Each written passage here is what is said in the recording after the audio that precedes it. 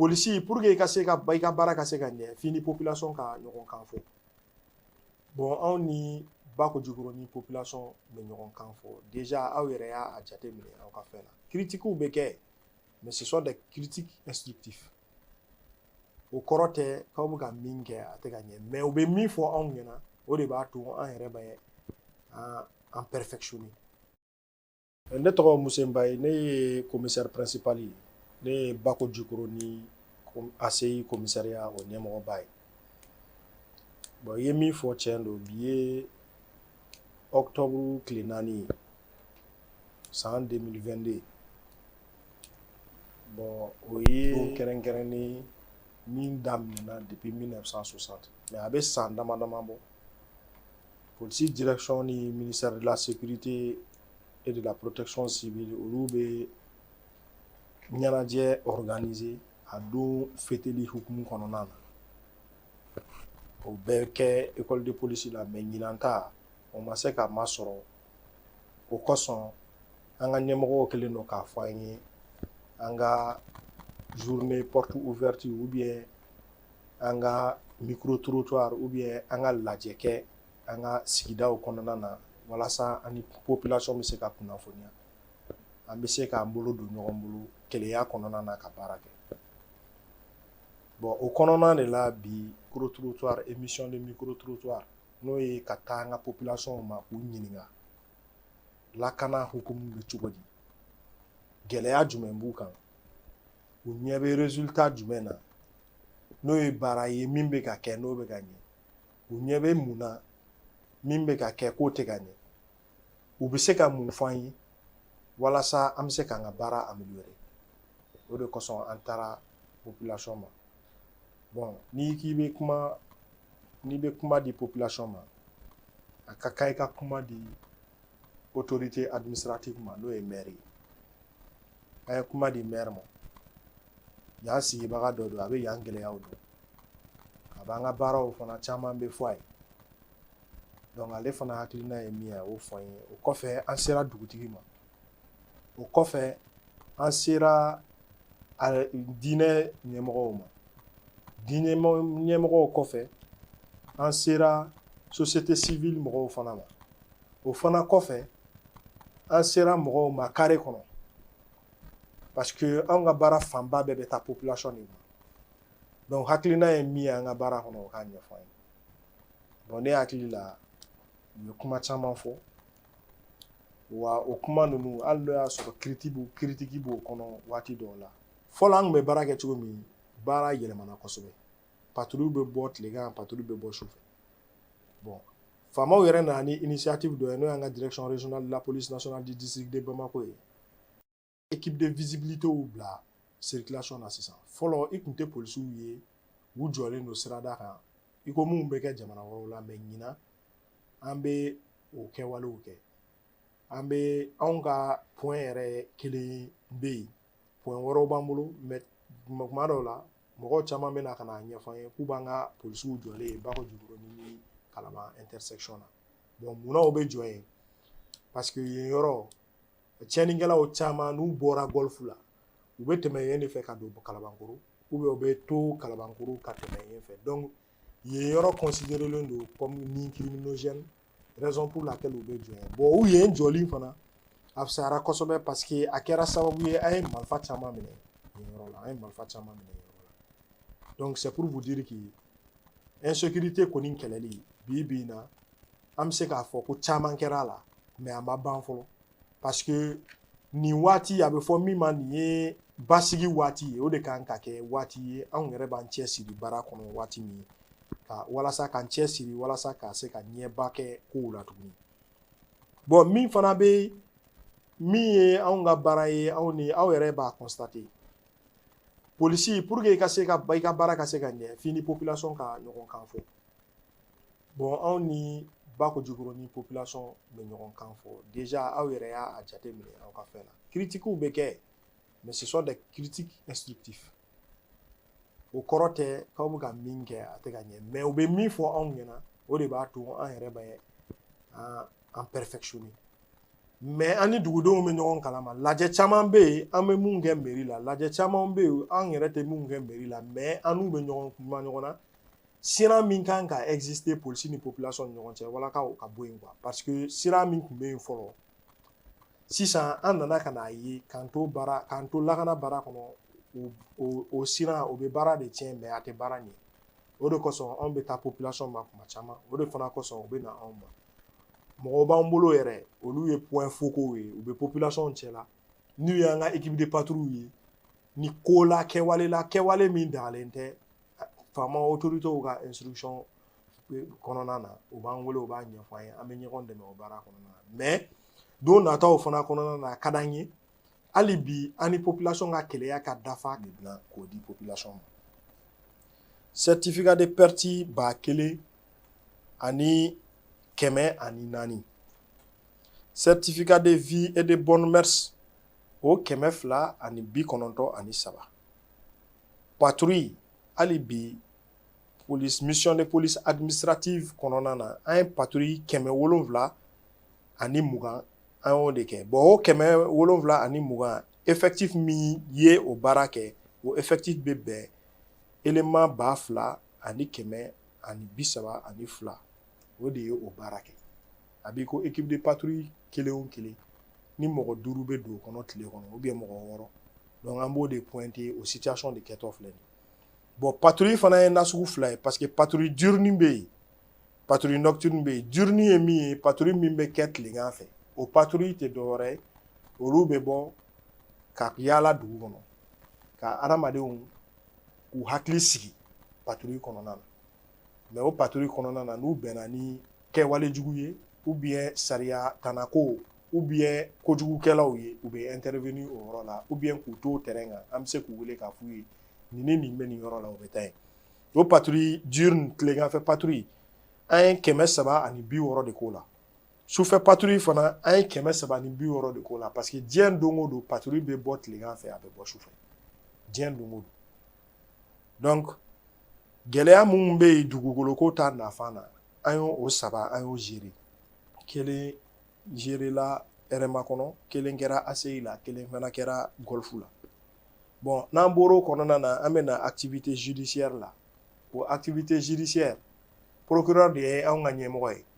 ni an ye mɔgɔw minɛ sariya tanankow la an b'u bila ka taa procureur fɛ yen donc o activité kɔnɔna na suspect interpellé an ye mɔgɔ kojugukɛla minnu minɛ k'u ye sariya nɔ sɔsɔ an y'o 240 de minɛ affaire caman na donc o kɔrɔ ye suɲɛni b'o la escroquerie b'o la abus de confiance b'o la ani infraction wɛrɛw mun prévoilen don code de procédure pénale kɔnɔna na bon o 240 kɔnɔna na an ye braqueur de mɔgɔ 16 de minɛ braqueur jugu mɔgɔ 16 o san kɔnɔna na olu ka marifaw bon malimafɛn ko kunda an ye malimafɛn 16 fana de minɛ mais marifajan a bɛ fɔ min ma ko PM an ye o den 2 ani pistolet automatique n'o ye marifa surunin ye o bɛ min jɛ mɔgɔw la k'u bolofɛn minɛ an ye o den 14 minɛ n'i ye Jikɔrɔni lajɛ lawale la ka na Jikɔrɔni lajɛ bi alhamdulillah o ma tuguni foyi la commissaire bɛ hakɛ to an ye denmisɛnnin commissaire mun sɔrɔ kuma na fɔ cogo don a ti n bɛ dankara la a ka wuli ka jɔ an bɛ dasa ka sunɔgɔ ali hami kelen an t'a sɔrɔ siga t'a la dɛ an tɛ se ɲɛɲɛna kuma fɔ la ni tubabu ko démagogie an tɛ se o de la ne ye école karamɔgɔ de ye an bɛ se ka fɛn ye cogo min na k'a lagalo o cogo la an bɛ se mun na de o ye yɛlɛmaba donna sécurité ko la Bakɔ Jikɔrɔni depuis commissaire Bayi donna commune 5 kɔnɔ Bakɔ Jikɔrɔni a ma foyi kɛ nbɛrɛ ɲinama foyi ma boloda nama an hakilila ɲin'a la an jɔyɔrɔ a n'an an seko a ma deli ka tɛmɛ an kan.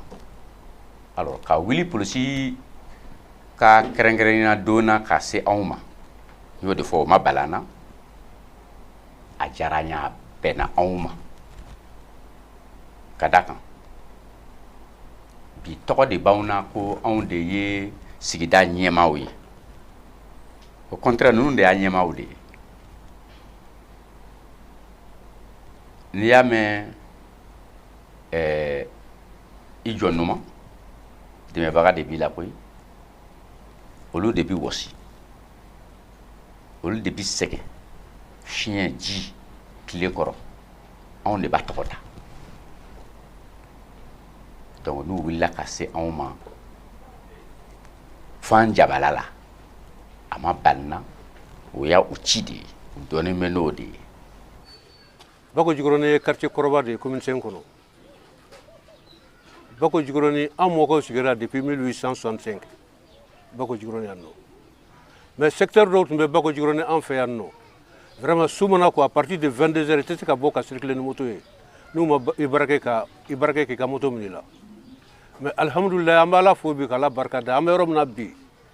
vraiment Ala n'an ka polisiw ka wuli ka jɔ vraiment o kɔni o nɔgɔyara sisan. Denmisɛn groupe fɛn fɛn tun b'o o bandiya baara ninnu kɛ Jikɔrɔni secteur ninnu na u y'u bolo da bɛɛ kan ka bɛɛ bila sariya mɔgɔw tigilamɔgɔw ka bolo kan. Vraiment an kɔni an b'u fo la k'u barika da. O diyara an ye an bɛ yɔrɔ min na bi vraiment problème foyi tɛ an fɛ Bako Jikɔrɔni en sécurité la. Même tout récemment ne yɛrɛ taara golf la n seri dɔw ka yɔrɔ la n ye denmisɛn n bɛnna denmisɛn dɔ ye a ye marifa bɔ ka gazi fiyɛ denmisɛnnin dɔ kan. A ye gazi fiyɛ petini ka tila ka marifa bɔ ka menacer quoi. O yɔrɔ bɛɛ n ye téléphone bɔ n ye polisi wele. A y'a commissaire ye a ka élément bila ka na directement ka na cɛnin nɔfɛ sur place o kɛra ne yɛrɛ ɲɛna yen nɔ. Ninnu kɔni équipe min bɛ an fɛ Bako Jikɔrɔni yan bi alhamdulillah an b'u fo k'u barika da vraiment an content n'u ka baara la kosɛbɛ. U ka baara kɛcogo ka ɲi cogo min na Ala de b'a dɔn. An yɛrɛ tun tɛ se ka da ka sunɔgɔ Jikɔrɔni yan nɔ. Sufɛ an ka sɛjiw bɛ ta an ka sagaw bɛ suɲɛ an ka motow bɛ. An bɛ min ɲini polisiw ka baara kɛ a kɛcogo la ka denmisɛnninw corriger cogo la k'a lakana an kɔni bɛ polisiw de bolo olu de b'an lakana ka denmisɛnninw mara a maracogo la ni min tɛ sariya ye o k'o kɛ ka ɲɛ. Ni fasodenw ye ko min ye quartier kɔnɔ sigida la n'a ma ɲɛ u bɛ se k'a lase polisiw ma an n'u bɛ jɛ k'a kɛ ɲɔgɔn fɛ. N'an ye fɛn min ye carré kɔnɔ n'a ma ɲɛ an bɛ se k'a lase u ma u b'an dɛmɛ an bɛ ɲɔgɔn dɛmɛ a la o fana b'u ka baara taabolo nɔgɔya u bolo. Polisiw ka wuli ka jɔ la laɲini min bɛ anw bolo ɲɔgɔn dɛmɛ de ye. Polisiw bɛ wuli ka baara min kɛ population de b'u dɛmɛ baara in na. Fɛn caman bɛ yen nɔ i tɛ se k'o dɔn i yɛrɛ ma ten. N'u ni population jɛra ka baara kɛ u bɛ information caman sɔrɔ u b'u ka baara nɔgɔya u bolo. Polisiw ka wuli ka jɔ la an bɛ intervention kɛ ko caman na ka taa sɔrɔ o de ye sariya yɛrɛ taabolo ye. Polisiw an ka foli b'u ye olu y'an dɛmɛbaga de ye. N'u tɛ an fɛ ka an kɔlɔsi ko caman bɛ yen a tɛ ɲɛ an yɛrɛ bɛ bi ɲɔgɔn kan an yɛrɛ dama. Mais u ka wuli ka jɔ taabolo kɔnɔna na alhamdulillah bi an bɛ wagati min na bi alhamdulillah taabolo ka ɲi. Mais a b'aw hakili to polisiw ka yɔrɔ ye yɔrɔ fila ye. Fɛn fɛn n'a sera gɛnni yɔrɔ ma ka bɔ moto la ka na mobili la u ka jateminɛ kɛ o yɔrɔw la parce que i bɛ mɔgɔ min gɛn a tigi t'a hakili ka bilen. Ni ko faama dɔrɔn a bɛ paniquer de a bɛ siran. Donc n'a gɛnna ka taa se niveau dɔ la ni yɛrɛ y'a dɔn vraiment a bɛ niveau min na sa niveau man i b'a to yen. Marabagaw olu bɛ yɔrɔ min na bi fɛn bɛɛ b'u tɛgɛ de kɔnɔ. N'olu ye min kɛ o de kɛra. N'u ma min kɛ o tɛ kɛ. O tumana fɛ an b'a ɲini u fɛ u ka polisiw dɛmɛ u ka baara la k'a daminɛ matériel la ka na fɛn wɛrɛw la u k'u dɛmɛ. N'u y'u dɛmɛ alhamdulillah baara tɔ bɛ ɲa an population ni polisiw bɛɛ lajɛlen bolo parce que polisi bɛ baara kɛ population anw de ye. O tumana fɛ u ka dɛmɛ ɲɛsin polisiw ma u ka dɛmɛ ɲɛsin u ma u kana salaya. N'u ye dɛmɛ ɲɛsin u ma alhamdulillah baara tɔ bɛ sabati ni dɛmɛ tɛ baara ti ɲa. Bɛɛ an ɲɛ b'u la an bɛ ka écho lamɛn zonba caman tun bɛ yan nɔ dans la commune au golf partout u sera k'olu minɛ u ka dégâts bɛ population kan k'a bɔ yen filanan fana ye min ye il faut qu'il sensibilise les chefs de famille bɛɛ b'a dɔn en toute honnêteté i ka du kɔnɔ ni den ye zo ye ni dulɔmina don i b'a dɔn donc le fait de garder k'i den masquer ou bien ka i da kɔ kan ça c'est pas bon et puis ni min fana sera yen nɔ je sais que la police va faire son travail